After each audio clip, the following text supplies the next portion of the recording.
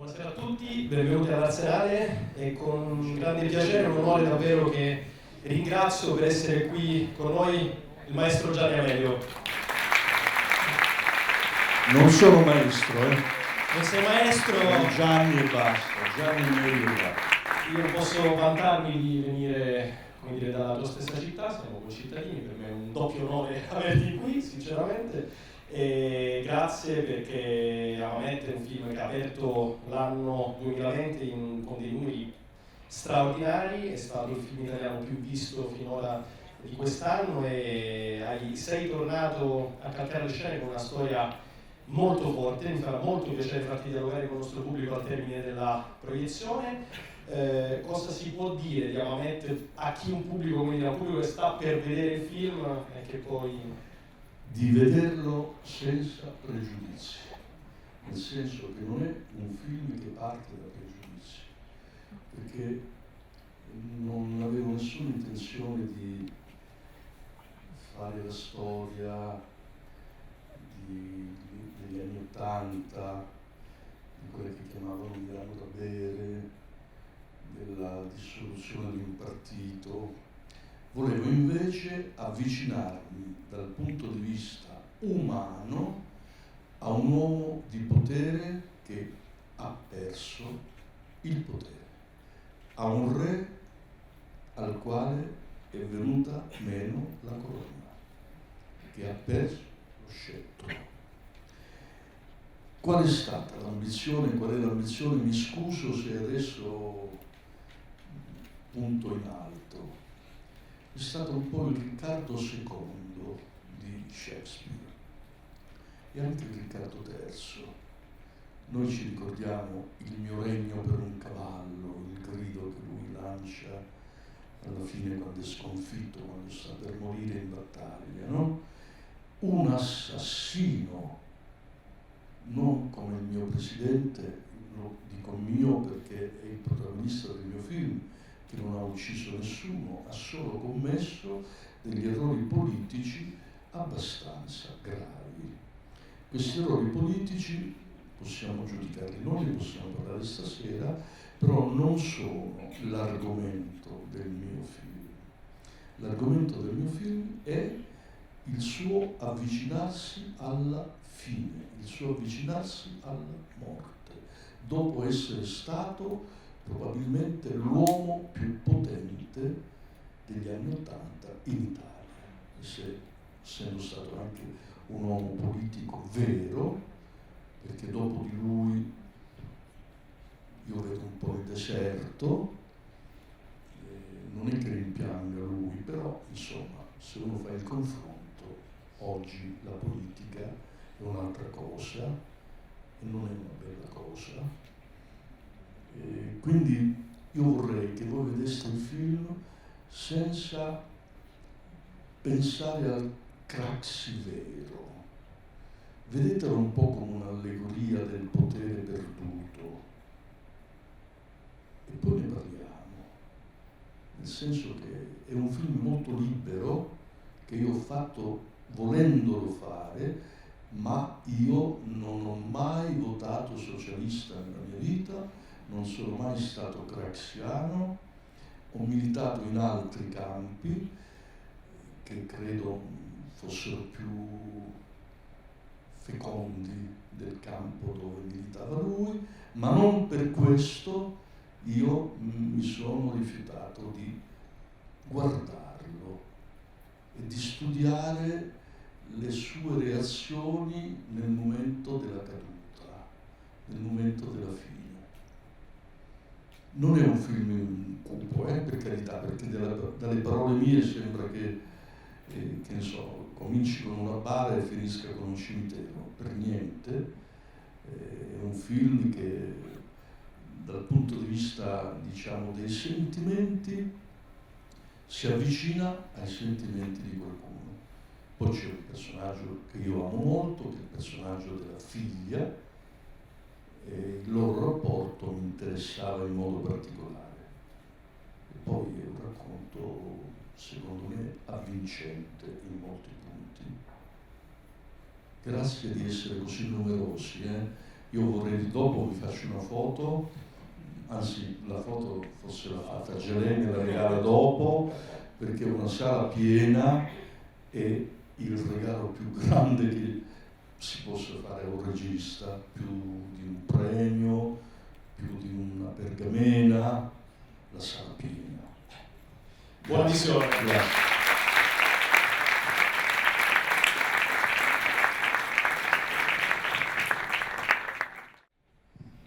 Dunque, vai Antonio.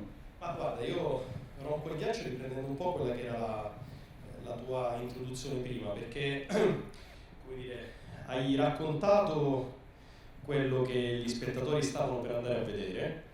Chiaramente non potevi andare oltre quello perché si entra poi nello spoiler, come si dice oggi, no? Però non sei quindi entrato nel merito del perché ti interessasse per la prima volta raccontare un uomo di potere. Se ripercorriamo il tuo cinema, come dire, forse è veramente la prima volta che tu racconti un uomo di non solo tale caratura, ma soprattutto un uomo che ha rappresentato, come dicevi negli anni '80, era il potere in assoluto.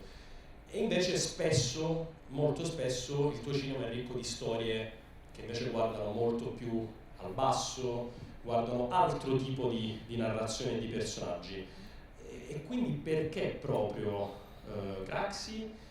E soprattutto, visto che è stato citato prima uno straordinario Pierfrancesco Favino, che cosa pensavi che proprio Favino potesse dare al Craxi che tu avevi in testa? Perché si è scritto tanto anche di quello. Favino tu l'hai atteso quasi 8 mesi perché stava lavorando a un altro progetto, anche un altro bellissimo film, perché doveva essere lui? Allora intanto faccio una domanda io. Vai. Quanti anni hai? 22, più o meno siamo su quella fascia di età, no? Ed è la prima volta nei giri che faccio, che ho fatto seguendo il film, che vedo dei ragazzi che non sanno e non sapevano nulla, e forse dopo il film continuano a non sapere nulla su quello che è successo negli anni '80. Vero? Cerchiamo di sciorinarlo un po', però insomma è fondamentale che voi conosciate la storia con la S maiuscola, come dicevo prima, no?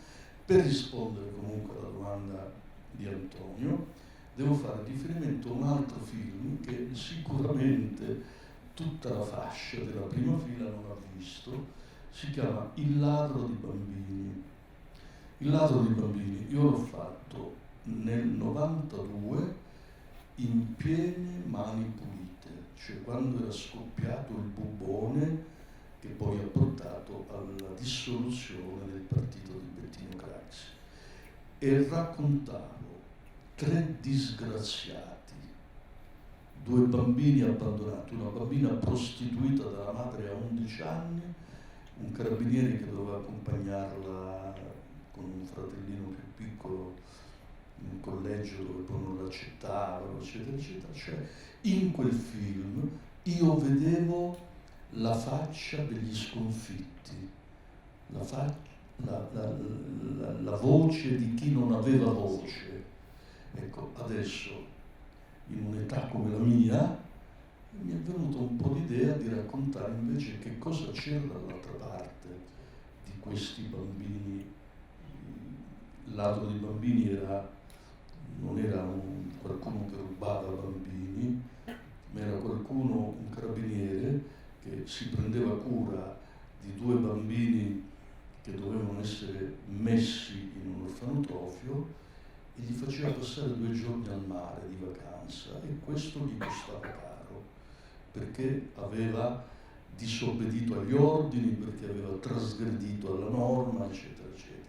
Quindi mentre c'era un oscuro carabiniere di 25 anni che faceva un atto di, non so, di fraternità, un gesto bello, un gesto di calore per 2 bambini abbandonati, contemporaneamente c'era l'uomo di potere che cadeva, e nel corso del tempo mi è venuta voglia di raccontare lui proprio come contraltare dei 3 protagonisti del ladro di bambini. Ecco, e mi è venuta voglia di raccontarlo mentre lui soffriva come forse soffrivano i 3 dell'altro film. Ecco, questo per spiegarti perché mi è venuta in mente questa cosa.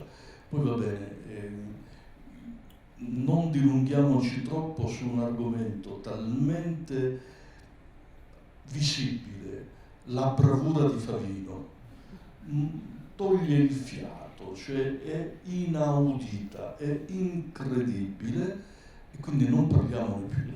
Cioè, io non mi ricordo nemmeno di averlo diretto, io l'ho scelto, l'ho voluto, abbiamo passato 2 mesi per fare esperimenti di trucco con 2 ragazzi, un ragazzo e una ragazza, che avevano fatto gli assistenti in un film fatto su Churchill, non so se l'avete visto, dove c'era Gary Oldman, che con Churchill non c'entra nulla, che era stato trasformato in Churchill. 2 assistenti su metti 12 erano italiani. Questi 2 ragazzi io li ho presi e gli ho fatto fare questo lavoro. Però è stato un lavoro che per arrivare al risultato che avete visto, ma... Però allora, la stampa ha tanto parlato di questo lavoro che è oggettivamente eccezionale ed è veramente incredibile. Però al di là di quello, la cosa che mi ha colpito particolarmente, per quello ti chiedevo della scelta di Favino, è perché storicamente, come dire, l'immagine di Craxi è un'immagine ingombrante per la politica, ma anche proprio nell'immagine, è enorme, è un personaggio enorme in tutti i sensi, e c'è, secondo me, al di là della questione poi della mimica e del lavoro di trucco, c'è tanto lavoro sulla gestualità, e cito una scena perché potrei in realtà citarne tante altre, il momento in cui va a pescare, no, la pasta dal piatto vicino. Ecco, lì probabilmente c'è tanto, non solo del film, ma proprio della storia del personaggio in quel gesto.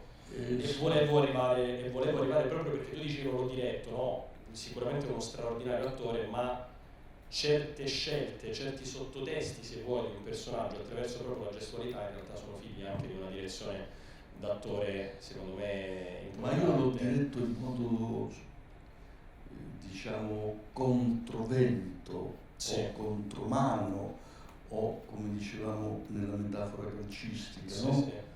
In contropiede, in contropiede. E io in genere uso questo metodo, non dico agli attori quelle storie che si raccontano, no? Che per prepararlo alla parte tu devi scavare nel passato del personaggio e dire il nonno del personaggio era un uomo eccezionale, non ti dico la nonna che era una donna di casa. Questo qua ti ascolta per mezz'ora, dopodiché ti manda a quel paese. Allora io uso invece l'altro metodo, cioè fammi vedere te che cosa fai. Lui fa e io allora comincio a correggere, come credo faccia un direttore d'orchestra con il primo violino.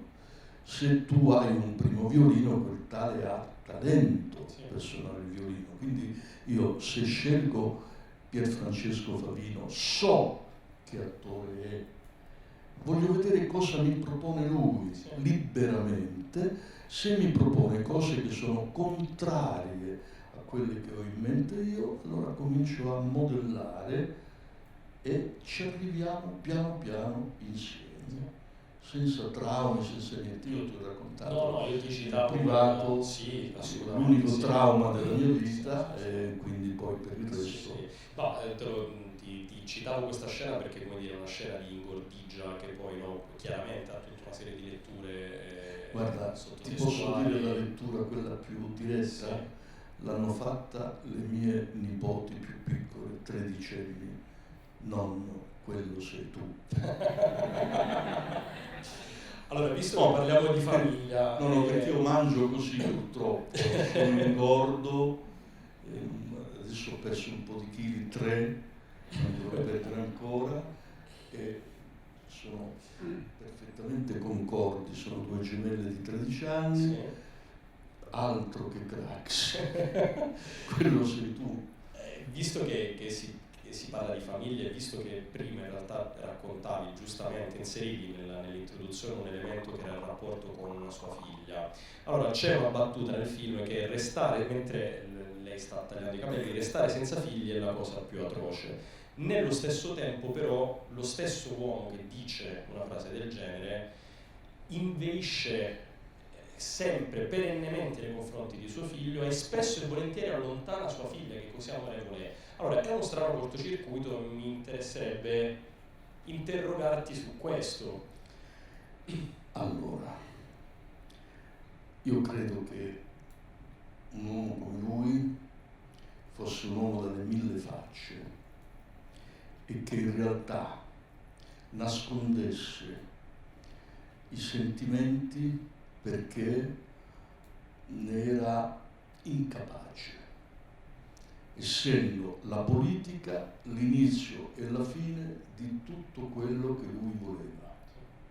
Allora, questo fatto, cioè trascurare la figlia, trascurare il figlio, trascurare la moglie, vi do una notizia che sicuramente vi sorprenderà.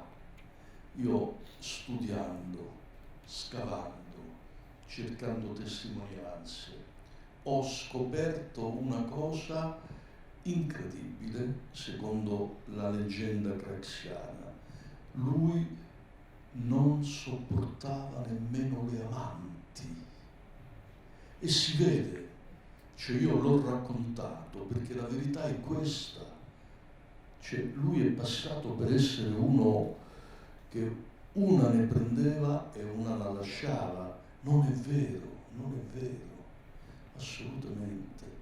In realtà lui è stato fedele alla moglie a modo suo.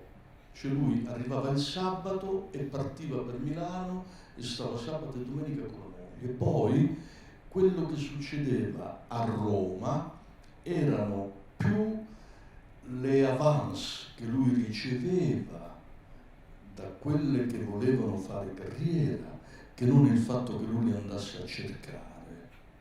Questo veramente me l'hanno raccontato in tanti e credo, ci credo, perché in realtà lui era troppo ossessionato dalla politica e la distanza che lui prende con il figlio è dovuta proprio a questo fatto.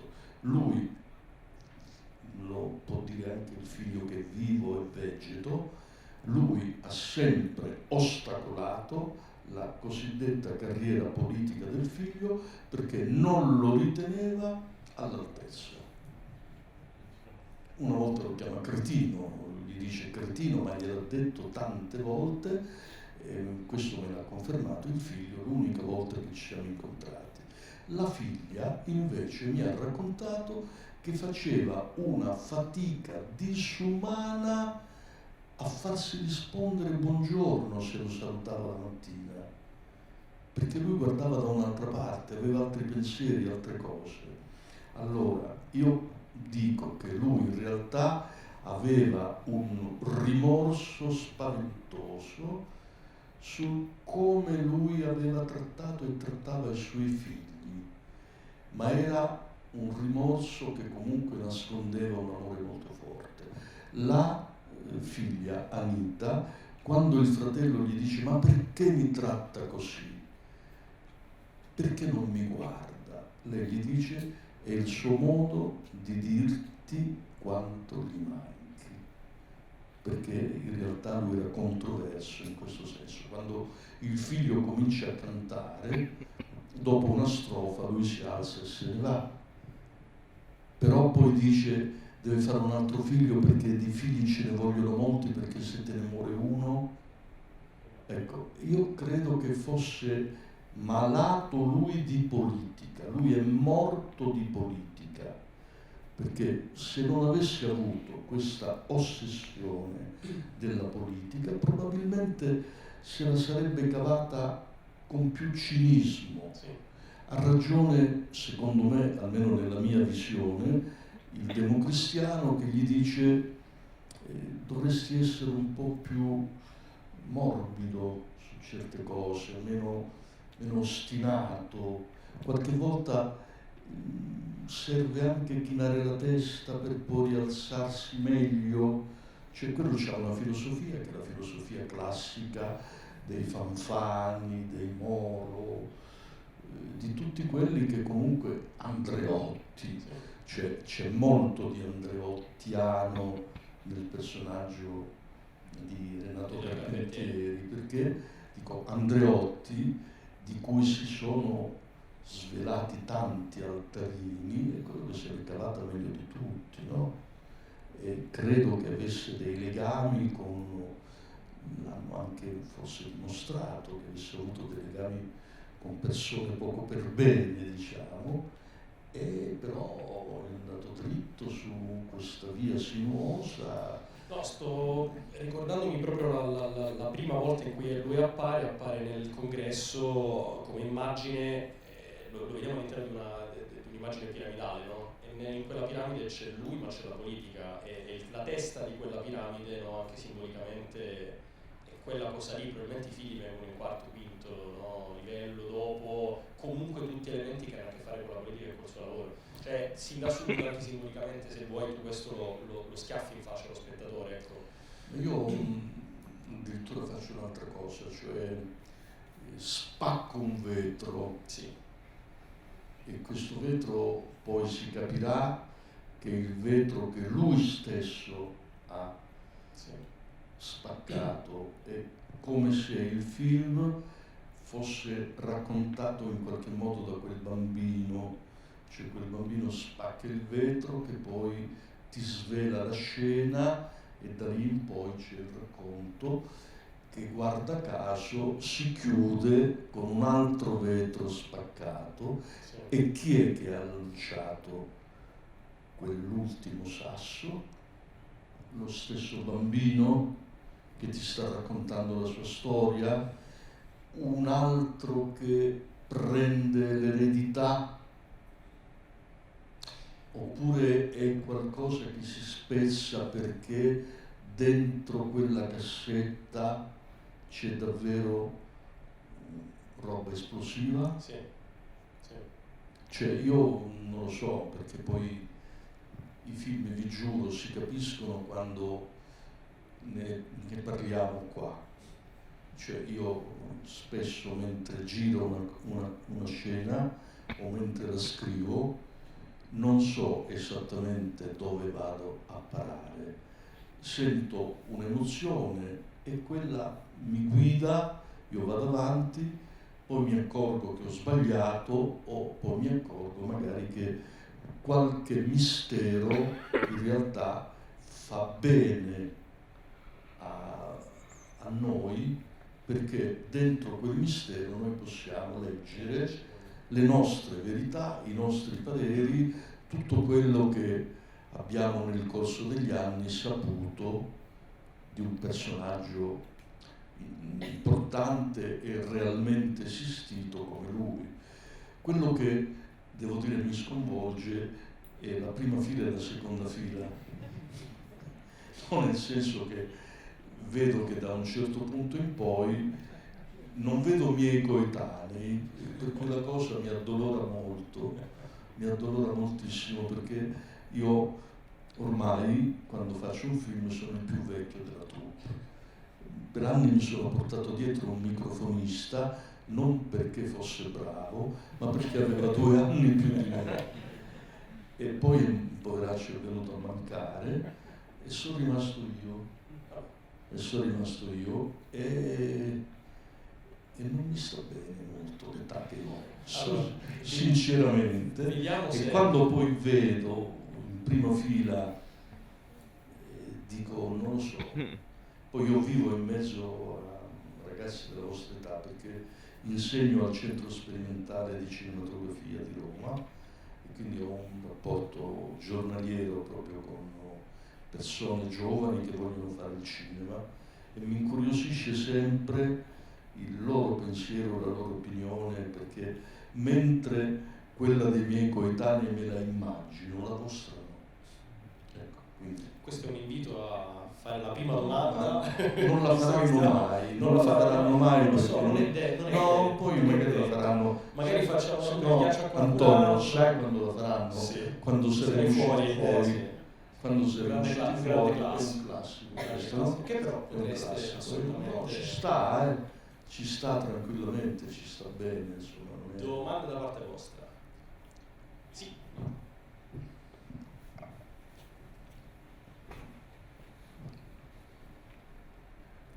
Intanto grazie e complimenti che il film ha rispettato quanto tu avevi dichiarato inizialmente, quindi questo è il mio grande complimento che cerco di farti. Però ti volevo chiedere qual è il ruolo che tu hai dedicato a Flavio, che è il figlio del... Sì. Ecco, questa è una figura che io ho cercato di comprendere nel film. In parte ho cercato di capire se è anche una figura che va un qualcosa di storico, reale, o se è una figura che tu hai immaginato, e qual è il ruolo nell'economia del film che tu dai a Flavio? Questo è una bellissima domanda, perché tocca un nervo scoperto, cioè tocca davvero il nervo scoperto di tutto il film, perché quel ragazzo Fausto è l'unico personaggio realmente di fantasia, perché lui è lui, la figlia è la figlia, il figlio è il figlio, cioè ognuno, anche il democristiano può essere riconoscibile, anche se io non gli do un nome, però Fausto è totalmente una creatura mia. Però suo padre potrebbe essere esistito, diciamo che l'ho chiamato Vincenzo, potrebbe anche essere Vincenzo Balsamo, per dire, no? Ecco, però io non so se avesse o no dei figli di quell'età. Per me il ragazzo è in qualche modo quella specie di spina nel fianco che l'uomo politico si sente addosso, cioè è l'elemento che scardina la situazione così com'è. Allora, lo vuole uccidere e poi non ci riesce?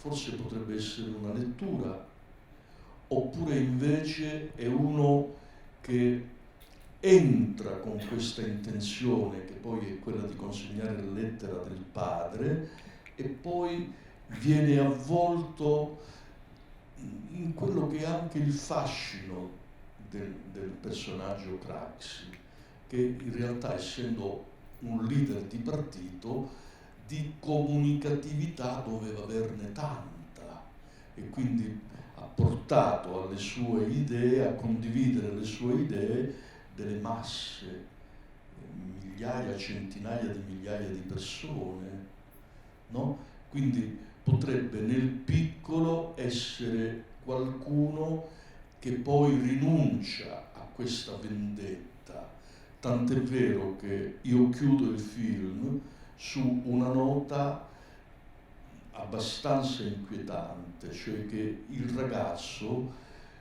ha fatto un tale percorso contraddittorio, perché forse voleva vendicare il padre e non c'è riuscito, da sentirsi lui in colpa e di prendere su di sé una cosa che non è credibile nemmeno, cioè il fatto che sia stato lui a uccidere, a spingerlo dalla finestra.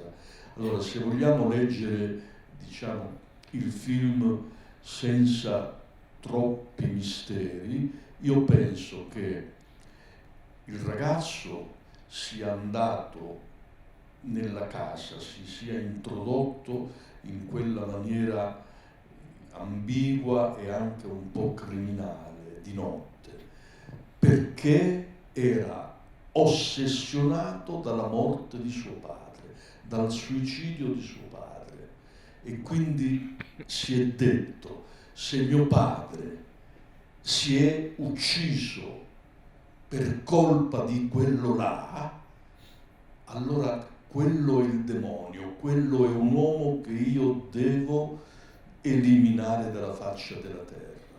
Poi non ci riesce perché è fragile, psicologicamente labile, tant'è vero che c'è il figlio di Craxi che dice ma non l'avevano ricoverato da qualche parte, perché se lo ricorda come uno sbandatello a scuola, e il ragazzo infatti non riesce a portare a termine questo piano di vendetta e allora si autoflagella e dice sono stato io, la colpa è mia, quindi si assume una colpa che non ha, che non può avere, perché non è riuscito a fare giustizia di suo padre. Quindi è un film dove gli elementi importanti sono i rapporti tra padri e figli, sia Fausto nei confronti di Vincenzo, che può essere l'uomo onesto della situazione, cioè per esempio Balsamo ha proprio svolto questo ruolo nell'ambito del Partito Socialista, perché occupandosi di amministrazione è quello che per primo lo ha messo in guardia. Balsamo si è suicidato e allora io mi sono messo nei panni di un figlio di un uomo che si suicida per delle questioni che sono inerenti alla cattiva amministrazione di un partito, ma allora però non era colpa di mio padre. Allora quindi lui doveva saperne qualcosa. Allora io vado da lui e cerco la verità e se la trovo l'ammazzo. Non ce la fa e allora a quel punto si addossa la colpa. Credo, non so se mi sono spiegato, se mi sto spiegando, ma diciamo che psicanaliticamente torna questa storia, questo discorso, considerando che anche Craxi ha dei rapporti, diciamo, oscuri con i suoi figli, e non mi riferisco solo al figlio maschio, ma anche alla figlia femmina, nel senso che lei fa delle cose e lui sembra seguirla in quei piani e poi invece l'episodio dell'aereo per esempio non è mai accaduto veramente, però poteva accadere perché ecco, io ho pensato molto al personaggio di Cordelia in Re Lear, scusate se faccio citazioni alte, ma Cordelia è la figlia meno amata da Re Lear perché è quella che gli spiattella la verità in faccia. Le sue sorelle, le due sorelle, sono invece quelle che gli allisciano il pelo, come si dice dalle mie parti, no? E quindi sono meno impegnate ad amarlo, perché ti ama veramente quello che, cioè la persona, quello o quella che ti vuole aiutare e magari ti mette di fronte anche ai tuoi errori, però c'è qualcuno che non ha voglia di... Sì, e che ti dice non ci sono i fotografi, cioè voglio dire che lei è la persona che più lo ama e che è meno amata in qualche modo. Solo nel finale lui trova un gesto un gesto paterno, un gesto di tenerezza, un gesto d'affetto, ma prima no, prima non la guarda nemmeno, anche quando lei gli serve come dattilografa. Cioè, ecco, se non avessi potuto raccontare questo tipo di rapporti, io un film su Craxi non credo che l'avrei fatto, cioè perché poi non so se qualcuno di voi ha visto La tenerezza, che è un film che io ho fatto qualche anno fa, è un po' sul tono di questo film, il rapporto tra padre e figlia, no? Dove c'è un padre che tratta malissimo una figlia ritenendola colpevole di qualcosa che lei non ha fatto, e poi invece mostra tutto l'affetto del mondo per la ragazza vicina di casa e l'assiste addirittura nel momento in cui lei sta morendo, eccetera, eccetera, eccetera. Quindi questi sono gli argomenti che poi ho raccontato in quasi tutti i miei film, e quindi sono quelli che mi stanno. Credo che il rapporto padre-figlio sia una cosa fondamentale pure per noi, no?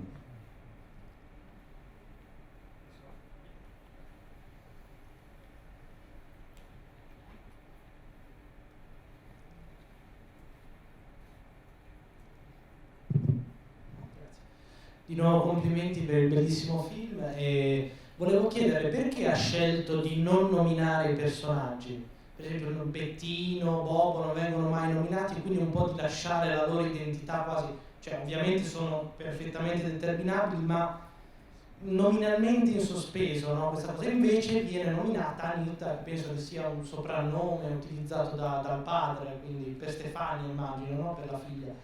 E quindi perché non nominarli, ecco, anche il democristiano o il politico che viene dall'Irpinia, quindi perché lasciare un po' tutto in sospeso, ecco. Grazie davvero. Guarda, scusa, ti do del tu perché sì, perché sei troppo giovane.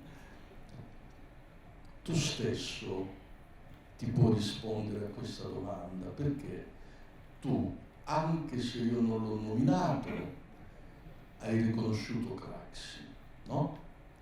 Anche se io non l'ho chiamato Bobo, tu hai riconosciuto il figlio.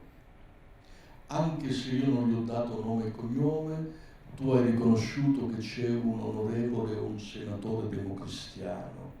Cioè, ci sono delle cose che io ho spinto talmente tanto, sia visivamente sia nel dialogo, che non c'era bisogno della retorica del nome.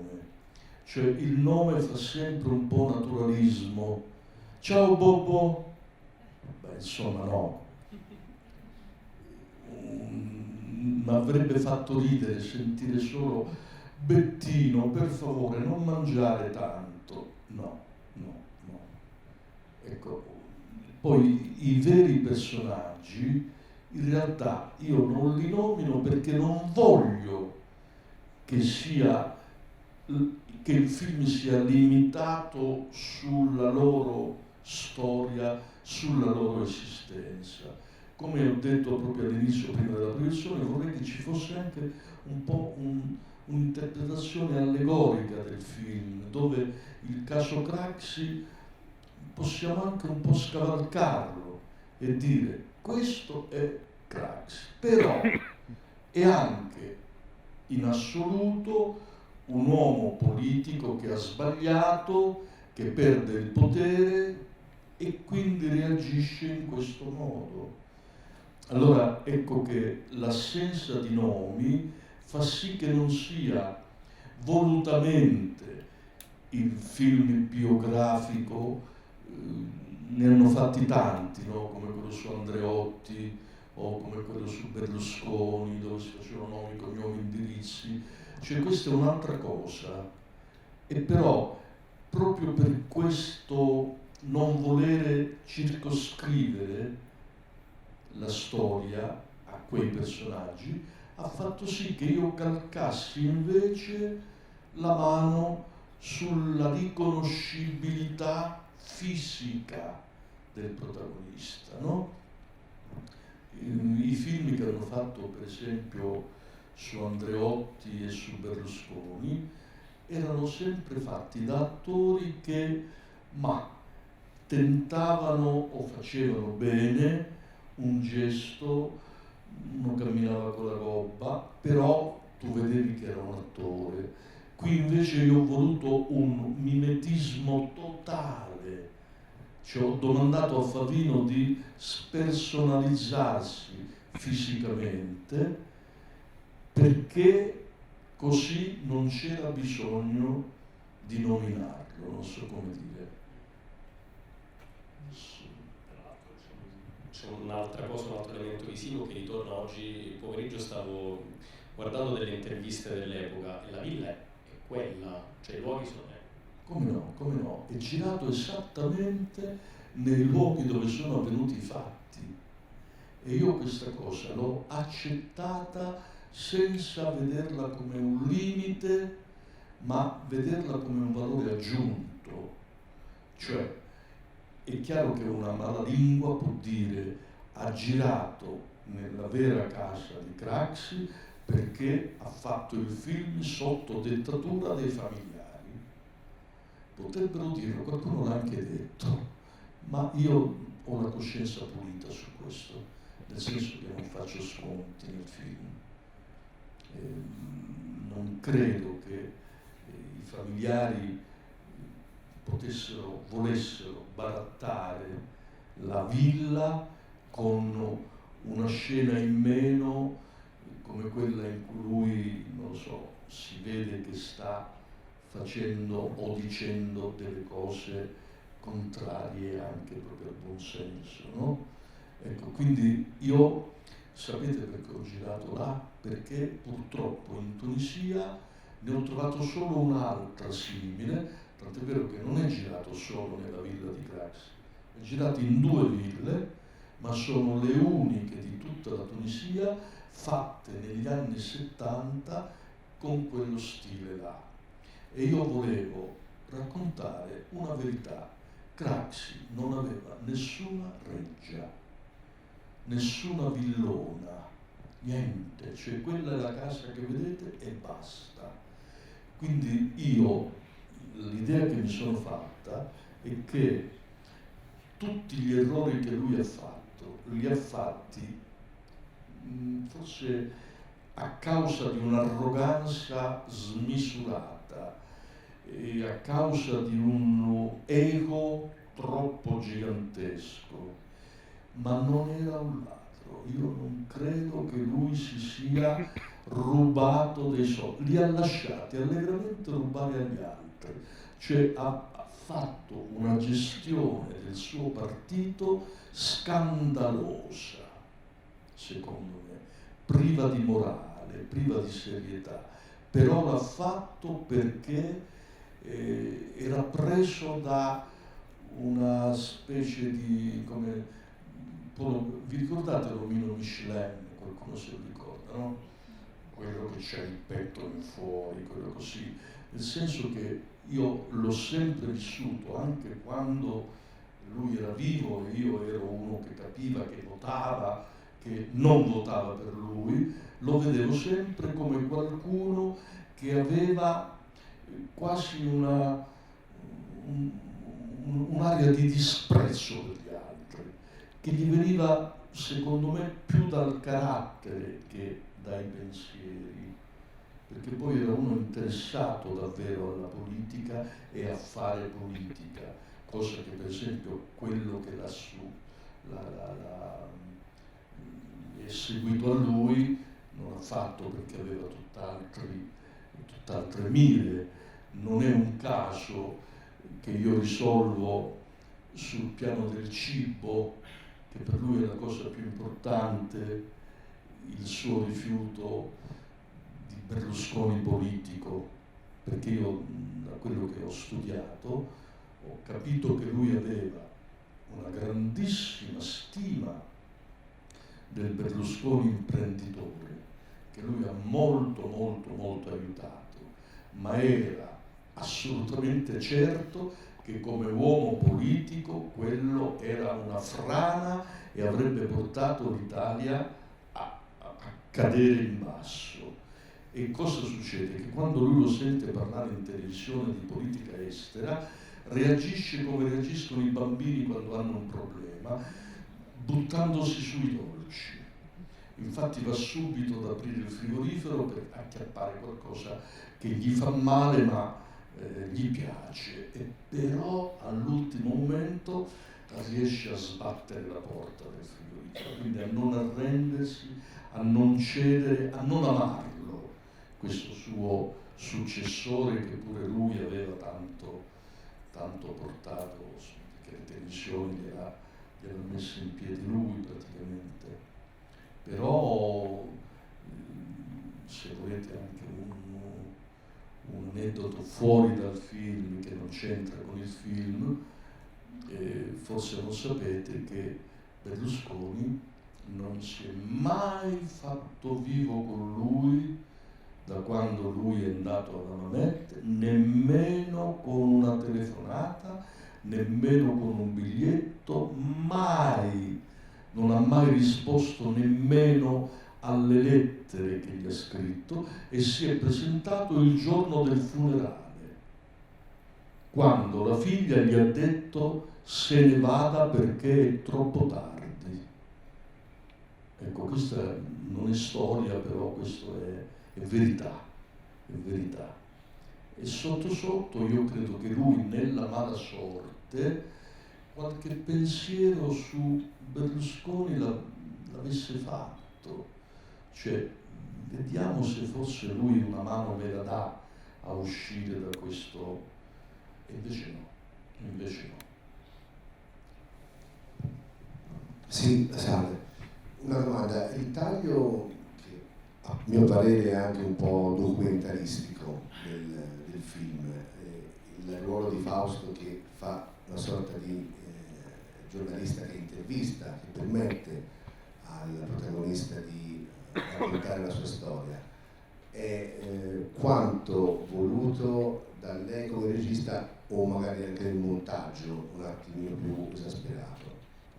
Allora scusi, il montaggio lo faccio io, quindi la regia è tutto, io scrivo, dirigo, ho l'idea prima, scrivo, dirigo, monto, mixo, cioè il film è mio e me ne prendo tutte le responsabilità. Più che documentaristica, la parte che riguarda Fausto, io la vedo invece molto narrativa, molto inventata. Ovviamente serve anche a quello che dice lei, a fare uscire fuori le idee del protagonista, però l'avrei anche potuto fare con anonimi giornalisti, che ce ne sono andati tanti alla Mamet a intervistarlo, avrei potuto fare una cronaca, non l'ho voluta fare e ho inventato invece questo confessore che lui sceglie come interlocutore e che, come dicevo prima, per me significa un'altra cosa, significa spina nel fianco per Craxi, il ragazzo, e il ragazzo non ce la fa, non all'altezza di quello che era venuto a compiere quando è partito per la Mamet. Ecco, quindi credo che siamo lontani dal documentario, credo, non lo so, poi magari...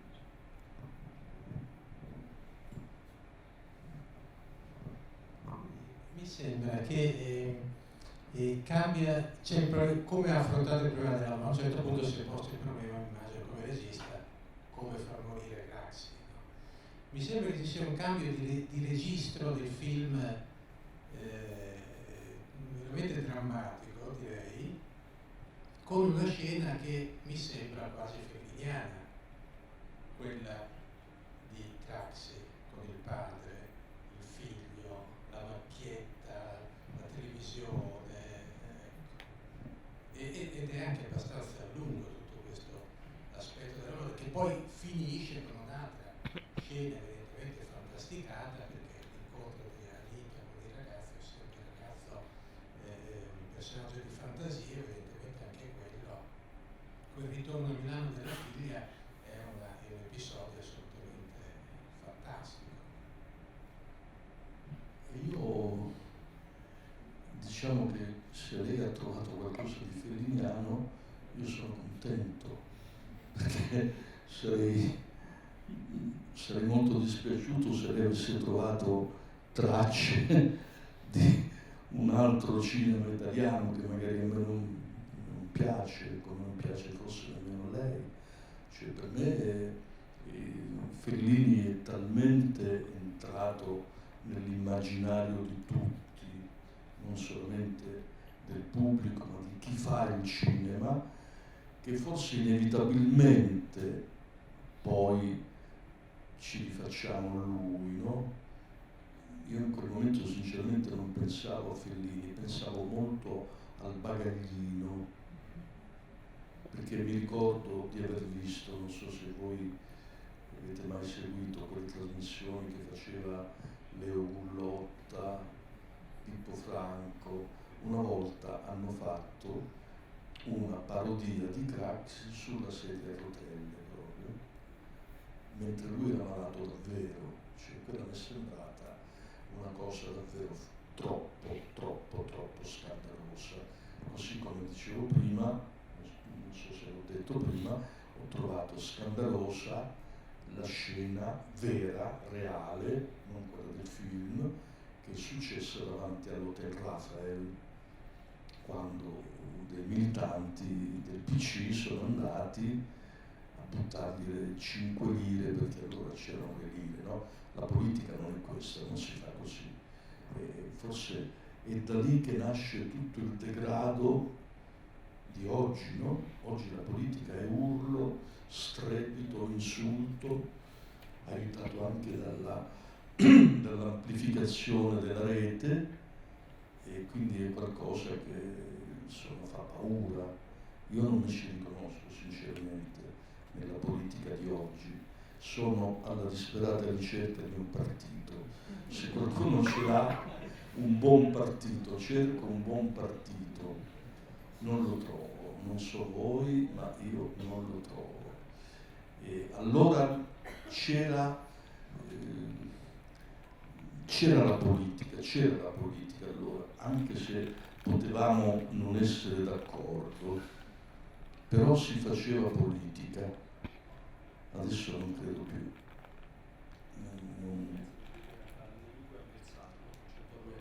Ne parlavi prima con i ragazzi, la differenza dicevi tra nemico e avversario in politica, Sì, ma c'è anche un modo, a parte il concetto, a parte i contenuti, c'è un modo oggi che fa paura, nel senso che intanto sembriamo tutti abbindolati un po' dal linguaggio che tutti i politici usano. Chi ti spaventa, chi ti fa terrorismo verbale, chi si inventa chissà quali catastrofi possibili invece di legare divide, no? Poi la sinistra dov'è? Dov'è la sinistra? Non lo so, io non lo so, dov'è? La cerco e non la trovo. Com'è? È probabile, sì, ecco,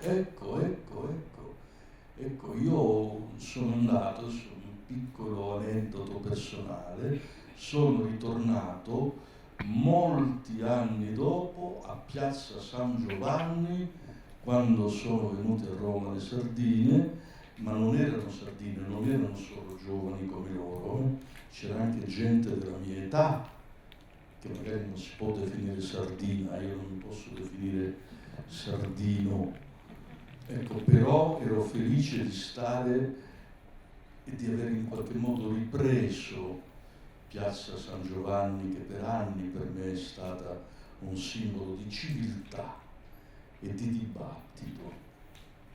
E forse io ho molta fiducia nella pulizia della generazione che le sardine rappresentano, anche perché se non ci salvano loro non si salverà nemmeno il futuro, cioè i figli delle sardine non avranno vita, e quindi le sardine credo che stiano pensando anche, sono gli unici che pensano al domani, e invece gli altri no, ci sono persone che a me fanno paura. Forse è tempo per un'ultimissimissima domanda da parte vostra. Qui. Sì. Dunque, la domanda che ho è un po' complessa, non so se riuscirò a renderla il film secondo me non è assolutamente documentaristico in questo dissento da alcuni commenti che sono stati fatti. È essenzialmente il racconto, come tu giustamente hai anticipato all'inizio, del punto di vista di un re decaduto in qualche modo e di come vive l'ultima parte della sua vita. E in questo ci sono delle libertà che tu prendi, racconti fondamentalmente il suo punto di vista con personaggi reali, realistici o più di fantasia. Quindi la mia paura è che se su un piano dal punto di vista del racconto di quella che era la politica in quegli anni, il film rimane aderente alla realtà, perché è vero che c'erano dei piani politici, dei piani affaristici, dei piani di corruzione più brutali, quindi c'erano tutti e tre questi elementi. E se è vero, come dicevi tu, che c'è stata un'involuzione della politica, per cui si è passati da una lotta tra avversari a un aggredirsi tra nemici, e in questo anche delle reazioni brutali come quella delle monetine o altri movimenti di piazza rappresentano un segnale. La mia paura però è che nel guardare a questi fenomeni solo dal punto di vista del film, quindi del suo protagonista, ci troviamo un po' come il bambino sulla spiaggia. Vediamo alla rappresentazione dell'incidente di Sigonella in una maniera molto semplificata e lo traduciamo come questi sono scappati via, abbiamo vinto la guerra. No, la realtà era molto più complicata. Craxi in quell'occasione si comportò sì da statista, ma c'erano dei contrappesi, lui in realtà faceva accordi con gli Stati Uniti, quindi in quell'occasione si mosse in un modo, ma in altri campi cedette agli Stati Uniti, come un politico può fare ovviamente. La mia paura è che guardando il film in maniera troppo documentaristica noi in realtà facciamo la stessa semplificazione che fa il nipote di Craxi sulla spiaggia. Cioè pensiamo che Craxi fosse un grande politico che ha sbagliato, in questo non sono d'accordo ovviamente, in realtà sì, ha sbagliato dal punto di vista politico, ma dire che non si è mai tenuto nemmeno una lira in mano significa pensare che quei processi veramente non hanno trovato prove. Se è stato condannato le prove c'erano, quindi se dal punto di vista umano il film l'ho trovato molto bello, dal punto di vista del racconto della politica ha questi due piani e su uno dei due piani non sono tanto d'accordo. Ora, forse questa non è proprio una domanda, però ovviamente è quello che penso e mi piacerebbe sapere che cosa se no, vediamo di confrontarci nemmeno da avversari. No, infatti, però. No, allora diciamo che io non avevo intenzione di fare un film che trattasse direttamente il Craxi politico, e questo l'ho detto fin da quando, prima ancora che voi vedeste il film. Cioè ci sono dei lati di una vicenda, di una storia che ti possono essere congeniali e tu li racconti, altri non ti sono congeniali e magari li lasci all'immaginazione. Cioè io quando ho detto semplicemente che, e poi ne ho avuto conferma quando quel ragazzo dell'ultima fila mi ha detto ma come mai non hai messo nomi? Ma io non ho messo nomi perché tutto volevo tranne che fare il documentario in realtà. Io continuo a ripetere che volevo fare un'allegoria, l'allegoria del potere caduto, impersonato in questo film da Bettino Craxi, che mi sembra che ci stia dentro questo mio discorso, no? Cioè di un uomo che addirittura preferisce andare a morire, preferisce suicidarsi piuttosto che piegarsi a una logica che non ritiene giusta, ma sbagliando però, perché se ti arrivano delle condanne passate in giudicato, tu sbagli se tu non ti presenti davanti, anche se sta sbagliando il giudice magari, no? Però tu ti difendi standogli di fronte, soprattutto se tu sei un uomo politico che ha avuto o ha ancora delle responsabilità nei confronti dei suoi elettori. Lui avrebbe dovuto fare quello che gli si chiedeva di fare, ma per rispetto a chi lo aveva votato, perché poi il Partito Socialista si è disgregato completamente e crollato, perché chi aveva votato socialista non ci ha creduto più, ha creduto di essere stato preso per i fondelli. Per quanto riguarda invece la storia del ladro o non ladro, quella è solo, scusate, una mia impressione, molto personale, molto privata. Cioè io mi chiedo questo: se uno ha un tesoro, come hanno detto che ci fosse questo tesoro di Craxi nascosto in un paradiso fiscale, come si raccorda con il fatto che 3-4 mesi fa hanno pignorato la casa del figlio? Come si giustifica il fatto che questo tesoro l'abbiano lasciato là?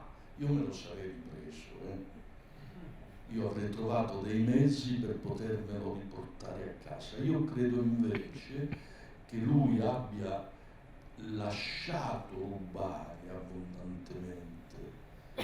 Io mi ricordo una cosa molto, molto banale che forse fa invidia ad Antonio.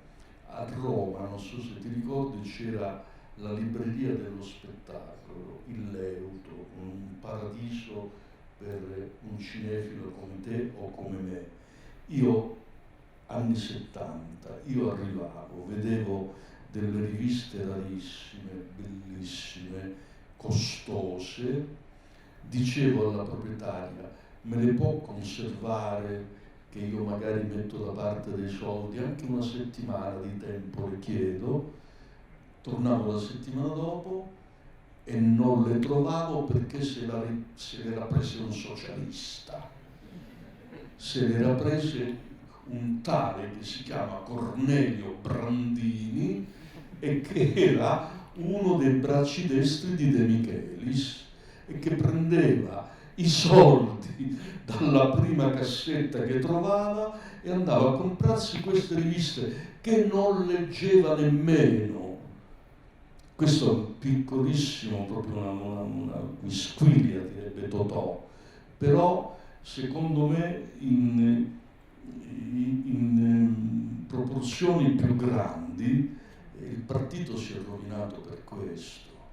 Cioè c'era come un senso di impunità, cioè a noi non ci possono dire niente perché noi comandiamo, noi siamo la politica. E non è vero, questo non è giusto, perché il politico deve essere al servizio di chi lo ha votato e non invece a raffare, no? È solo un fatto personale, cioè io ho osservato da vicino la famiglia e mi sembra che siano o deficienti tutti quanti, o masochisti, o non lo so, cioè, o hanno nascosto a loro stessi i soldi che Craxi avrebbe rubato. Cioè, l'ho messo in bocca anche al democristiano, cioè io non credo che tu ti sia arricchito per te, cioè hai lasciato che nel tuo partito accadessero delle cose. Sì, è difficile perché poi tutto quanto il teorema si basava su questa domanda, no, su questa affermazione: non poteva non sapere, no? E doveva sapere, secondo me avrebbe dovuto comunque sapere, perché se succede qualcosa, poniamo, in una famiglia, a un bambino, al più piccolo della famiglia che può avere 4 anni, per me se il bambino commette qualcosa, il padre è responsabile, perché il bambino non ha ancora la possibilità o la maturità di agire in modo corretto. Quindi io penso che in un partito importante, grande, piccolo, medio, qualunque partito, se c'è un capo, se c'è un leader, come dicono adesso, lui è responsabile anche dell'ultimo segretario di sezione, assolutamente. E su questo mi sembra che è difficile non imputare a Craxi degli errori. Io lo considero, ecco, per parlare invece della storia di Sigonella, io quell'episodio lo considero bello, lo considero efficace, perché è una leggenda che è stata amplificata ed è stata raccontata come leggenda, non come storia, perché quando ne parlano, soprattutto ai giovani, non spiegano tutto quello che c'era dietro davvero, ma dicono: ecco un uomo politico che riesce a tenere testa e ha tenuto testa agli Stati Uniti d'America. Così la raccontano, eh? Così. Quindi io ho detto, voglio che sia talmente esplicita questa cosa che la faccio raccontare a un bambino con dei soldatini sulla sabbia, ma questo per denunciare proprio la mancanza di informazione vera, quando invece della storia tu metti in scena la leggenda che diventa ancora più importante, no? Come diceva il nostro famoso maestro. Non so se sono stato più confuso io o più confuso tu. Non ho idea. Forse.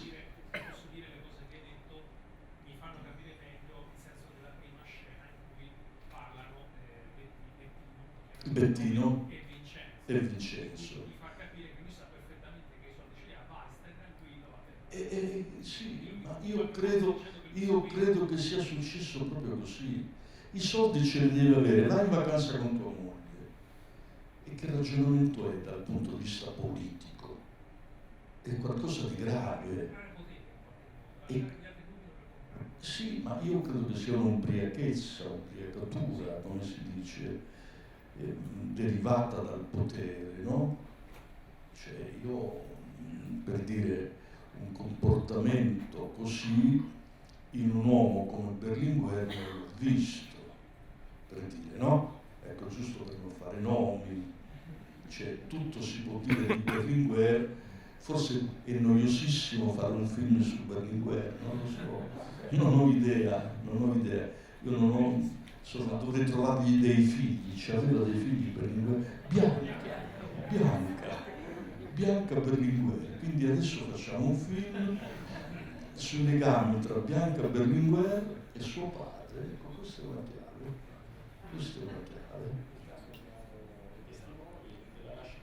Va bene. Allora, in attesa di vedere il film su Berlinguer di Gianni Amelli, ringraziamo Gianni Amelli per essere stato nostro ospite e grazie a voi davvero per le domande e per essere stati così presenti. Grazie.